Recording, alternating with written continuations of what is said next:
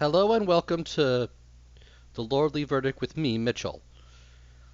I am now working with a new site, so I've decided to remove the whole hiding my identity thing, and I'm also going to be doing a bit more effort to, just be involved in everything. So here it is. I've been doing text reviews. It's time for my first new video review of Final Fantasy VII, the remake. It is one of the best games of all time. At least the original was. For this one, I'm really hoping it's the best. And the demo is incredibly impressive. But I will say this. One, you really, really need to make sure to avoid spoilers.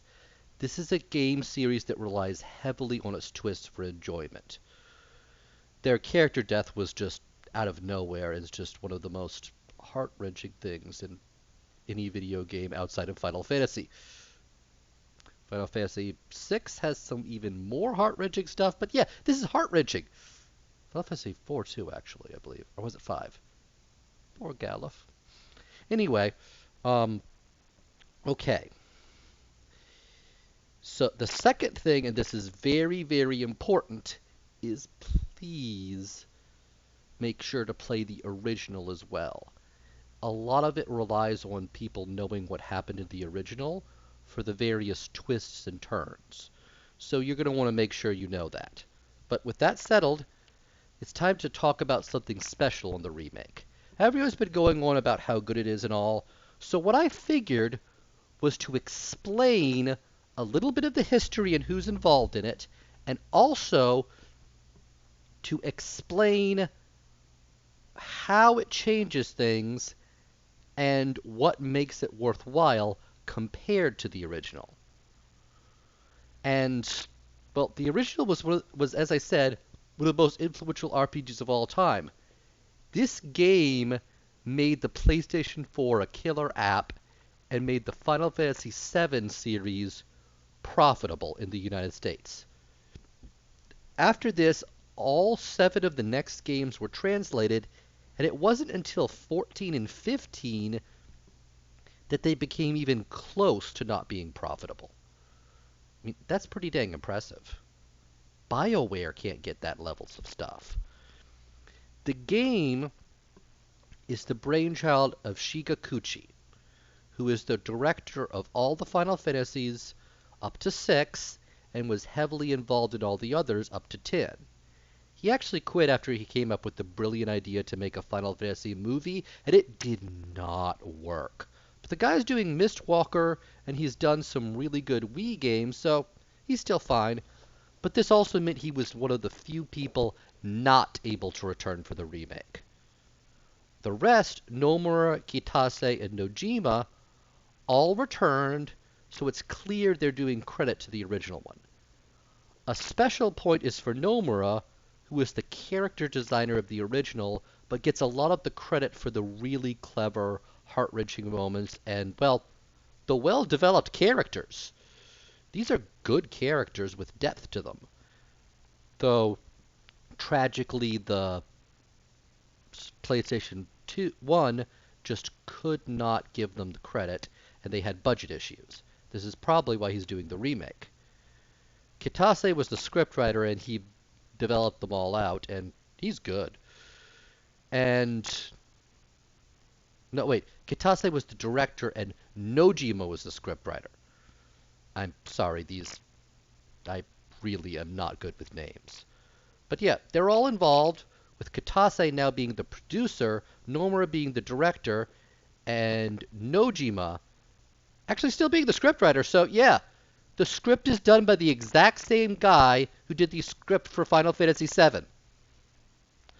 And, well, I guess it's just time to get into the translation and the demo and what's changed it all. And it's time to bring up something first. I actually played this game 3 times. First, I played the demo equivalent on the PS4. Seriously, go get it right now. It's like, should still be like $20. I also played the Steam version with the reunion patch, which is very good for people who want to see a correction to some of the minor errors of the American and major errors. One thing had a twist that entirely relied on an accent that they completely forgot to translate. Yikes. And finally, I've got the demo for the remake, and I'm going to get the remake in at the time of filming. Let's see. 30 hours. No, wait. No, sorry. 36 hours. Yeah, 36 hours. Geez, I'm autistic and I can't do math. That is really sad. Seriously, I'm wearing an autism t-shirt. See? Now, the first thing in the demo is this is quick, and we'll see how quick. I'm at 6 minutes right now, so okay, there's a nice just straight on shot of this Aries, the girlfriend, looking to the camera right now. She leaves, and you see a panning shot of the town showing this is the first town that is just like super mega city 1.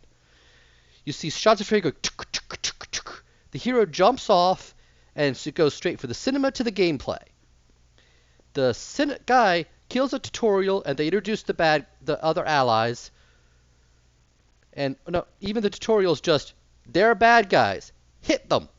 So, the allies look at you and go, didn't you used to look for the bad guys? And Cloud goes, yeah. Boss goes, move, move, move. So you move. Then you get to a screen with a bunch of gates, and the boss gives you a lecture. We're doing this for the environment. Save the planet. Cloud, I give no cruds whatsoever about the planet. I just want my damn pay. Boss goes, you're with me now. I'm going to look at you. So he joins your party. His name's Barrett. You go through a bunch of gates, and Jessie, the girl, goes, man, so many Bothans died for this information. I mean, people sacrificed their lives. This is not Star Wars. Little bit. So, you go down an elevator, and boss gives you another speech that the bad guys are killing the planet. Cloud gives no credit. He goes, why, you little... I mean, you could almost see that if this was done nowadays, he'd go, okay, boomer. Shut up, millennial! No, seriously, that's pretty much what it would go. So, you go past the screen, jump a gap, climb a ladder. Girl says, yo, hi, I'm going to stand right here. And she stands right in this one little spot. And I'm not kidding, this is actually an important detail. So, you get to a save point, and you fight the boss. It's a scorpion tank, and it's got this really big trick where if you counterattack, well, its tail's up and it's going, then it'll shoot you with a giant technique that'll dang near one-shot you. You don't have any good healing things yet because you haven't been introduced to how to get your magic working. So, yeah, that's yikes. I mean, you're given a healing potion spell, but you can't actually get it working yet, and I don't know why, and it kind of annoys me. Now, there is one thing I forgot to put right before you do the goal, which is to put a bomb on the oil reactor, which is like half oil generator, half oil drill. Well, there's this weird scene where the screen goes, ready here, this is not a normal reactor. And you hear the boss go, is it? Cause like, the heck? So, you fight the boss, kill the boss, and you run out, rescue the girl on the way out because some rubble fell on her. Told you it was important that she was standing in that one spot. And that's the ending. It demo's over, and it took me 4 minutes to explain. Demo itself took 15. 20 if it's your first time, maybe. And it's surprising. For what is known as one of the most characterful, deep plot games, there's not much of that in it. It really waits to that until it has another post-demo section. This is partly because, thanks to the way the game's designed, you have to really pause everything for scenes. So, and every piece of dialogue is important. And this is actually something that's seen a lot in the game. It's willing to put a lot of big plot details in single bits of dialogue to where you really have to pay attention to get what's going across. because it just doesn't have the graphics to get the big stuff. It doesn't overplay stuff, it underplays it. And the remake, well, it's a little different. I mean, the first seconds are different because you don't get that full-on headshot. You get a slow panning shot, camera comes around, and you get the shot. And Ares leaves, and instead of cutting off here, and what's nice is you can see this is the exact same look, only with better graphics. You can even recognize the theater she's standing next to. She gets bumped by some people, drops her flower, and gets stepped on. It takes maybe 30 seconds, but in that 30 seconds, they've defined Ares' character. She's a little poor, she's often scared, and she is innocence in a city that wishes to destroy it. They also do some cool stuff with music, and like they put the main villain scene there going, Ventos, and she's like going, so it gives this whole undercurrent of something sinister going on behind the scenes. And then you get to see Cloud.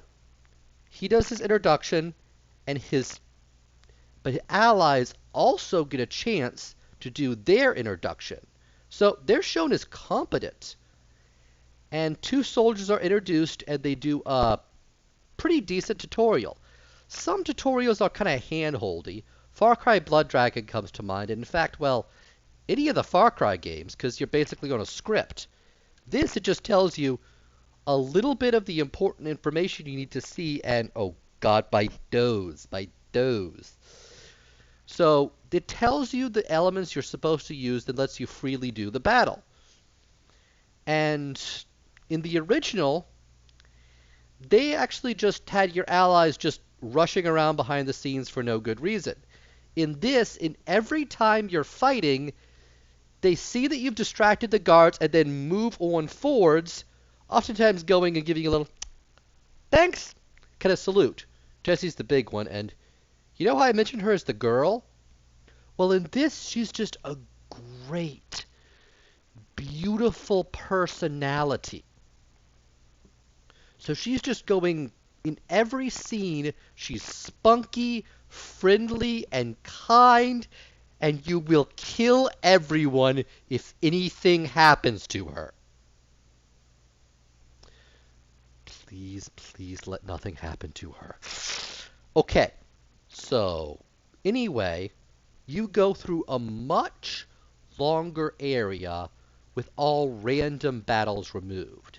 Instead, what you have is a series of scripted battles that still give you experience, still give you the idea, smoothly go from exploring to fighting, and give you the feeling of really progressing.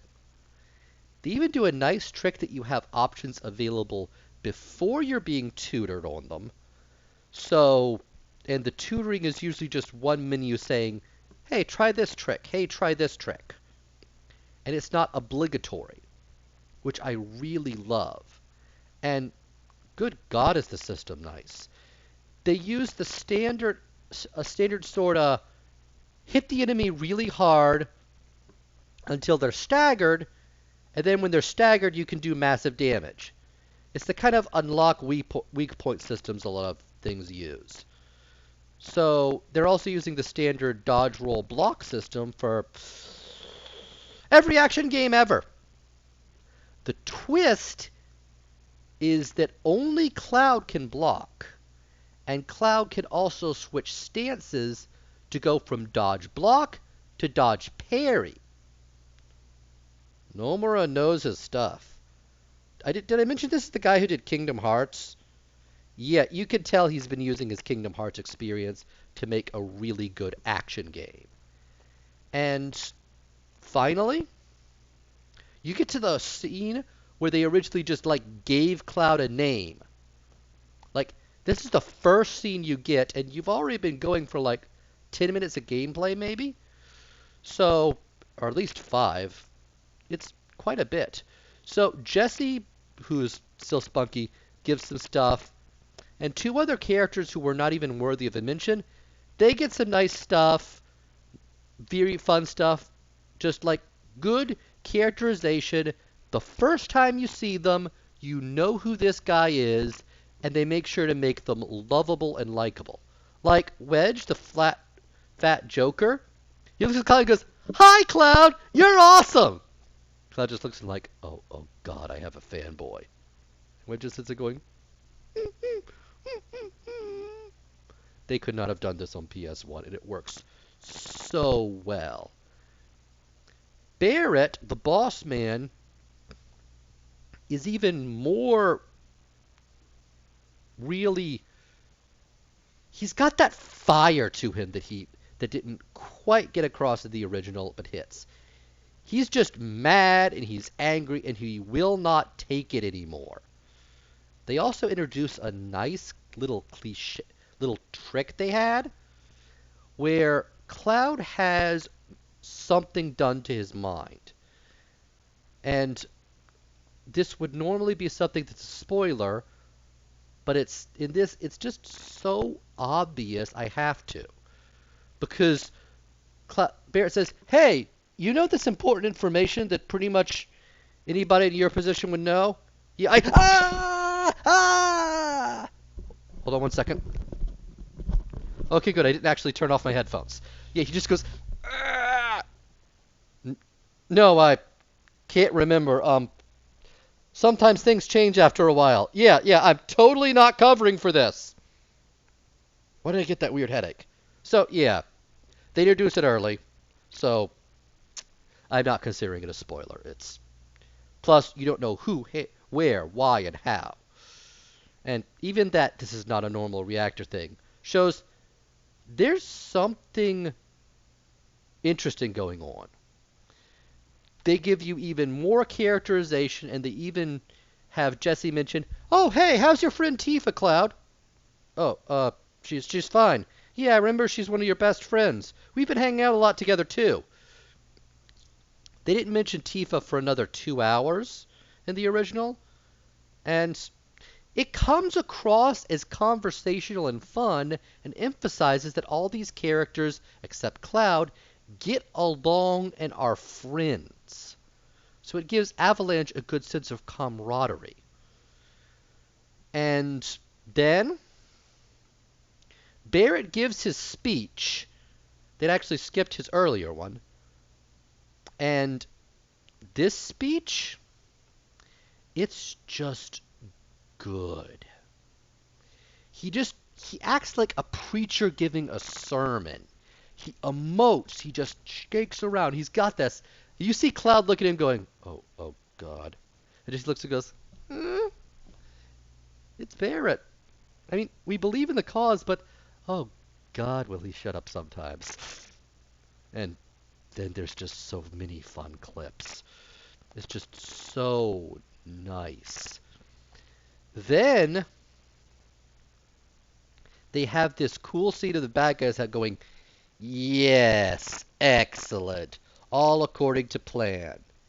And one of these bad guys, he was not introduced until his death in the original. So getting to see him beforehand is rather pretty nice. And Barrett joins in a scene where he shoots at a turret, and Jesse goes, "Well, so much for Cloud doing all the fighting." And sure enough, you then have to fight another turrets that Cloud can't reach. Only Barrett can reach. So you now are kind of basically told, hey, you need to switch characters now. So you're taught how to switch characters dynamically in battle. Best part is, if you still like playing with Cloud, Barrett's AI will still kill the turrets a little slower. So, it's not bad. You then get even more scenes and more stuff. Everyone providing characterization, a nice feeling of a big dynamic dungeon. And then they get to the boss fight. You know, remember that this is not a normal reactor? In this, Cloud just moves to set the bomb. He turns. He sees a black feather, and he knows Sephiroth, the big bad of the entire game, is watching. You're all like, oh, God. Then he suddenly shakes his head and it disappears. So you don't know how or why what's going on. Then the boss battle happens, and okay, this is a monstrosity. Just absolute monstrosity. The fact that I'm actually going to criticize the demo to say this is a bit too much of a boss. And there's no stage point. It's got multiple stages, at least 3 gimmicks, and it's huge. That said, beating it is dang fun, and I enjoyed it. And once you get used to the gimmicks, it's not that hard, but it is long. I actually had much more fun when I just controlled Barrett the entire time and the AI handle Cloud. Barrett's actually got the healing thing, so he's pretty good. And you know what? Just play it for yourself. It's fun. And now, it even continues onward to have a lot of the escape be a bit more dynamic instead of just rush through the old scenes. Now, when you were supposed to rescue Jessie, they changed this now to be a much more in-your-face thing where Cloud just really rescues her and helps her out. And then on the way out, there's an action scene where Cloud leaps out some rubble anime style, which no one has done this entire game, and Jessie just pauses to go, okay, that was pretty cool. So it just reminds everyone, hey, you know Cloud? He's a badass. He's just like, I'm awesome.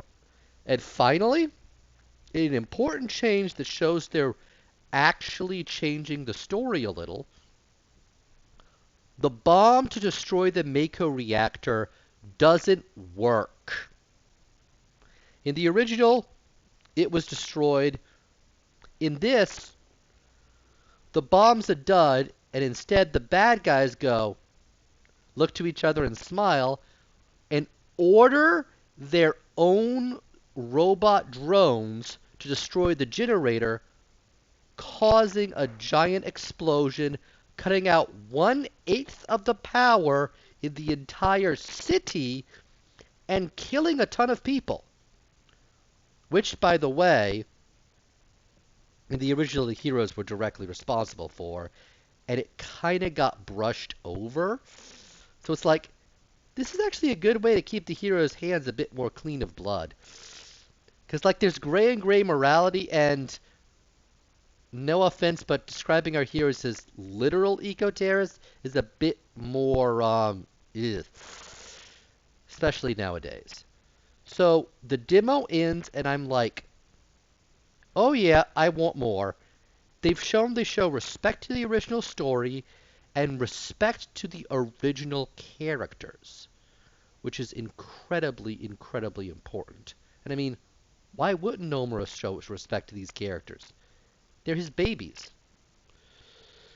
I'm sorry for not having my Anthem and Battleborn reviews ready. It's just that I regret doing that so much. And I've been trying to get some other real life stuff out of the way. But I have no real life stuff, and I have absolutely nothing to do for the next few months. Yeah, we all know why. If you're in the future and you know what, don't know why, ask your parents what happened in March and April of 2020. Oh boy.